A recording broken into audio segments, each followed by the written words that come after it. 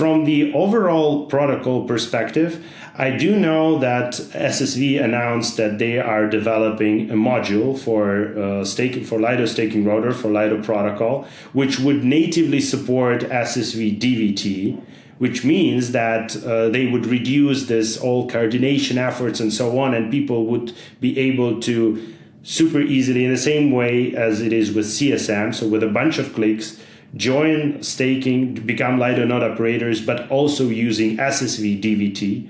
Who knows what other DVT providers would do? Who knows what other modules will be? But I do think that we will first of all see a bunch of new staking modules, so basically new ways to become node operators. We would see increase in shares of community staking module of simple DVT, at least being proposed, but I have a feeling that Lido DAO would support this movement because again they ratified this goal of reaching out 5,000 node operators, and it cannot simply be done without meaningful upgrades and without increasing share of modules like CSM. And I think that what also would be a big thing for Lido in 2025 is a new ways and new I would say horizontal growth in terms of ways of staking. So things like bring your own validator or so-called staking vaults would probably be also released within 2025, which would allow for attraction of those who are not okay with simple staking with Lido protocol. So right now Lido only offers one product, which is STETH. But there's a bunch of opportunities to build around this product, like different product offerings. And I do know that other groups of contributors are also working on things like bring your own validator and so on.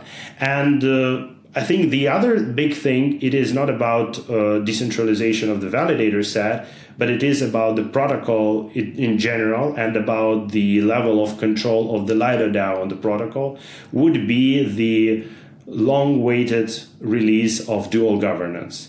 This would be probably the most significant upgrade of the protocol from the governance perspective, which would significantly reduce the power of LDO holders over the protocol, because it would allow each and every STETH holder, should they disagree with the proposed decision by Lido DAO or by someone else and the decision supported by Lido DAO, they would have the opportunity to say no and exit the protocol before this decision would be applied.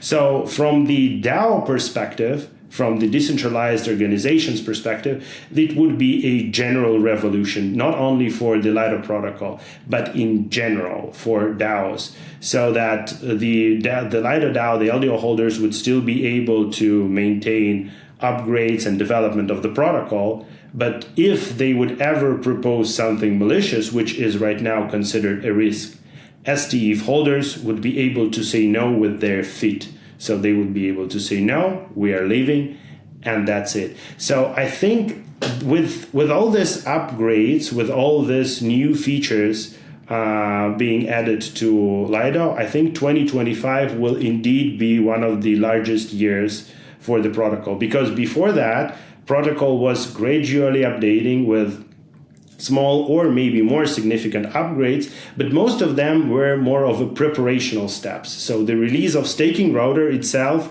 was very, very big thing, but it hasn't added the direct value. It has created a ground, a foundation for modules like CSM to be built on top of. So yeah, for me, 2025 will be the year of the final fruits collection from all the work that has been done over the years within Lido protocol.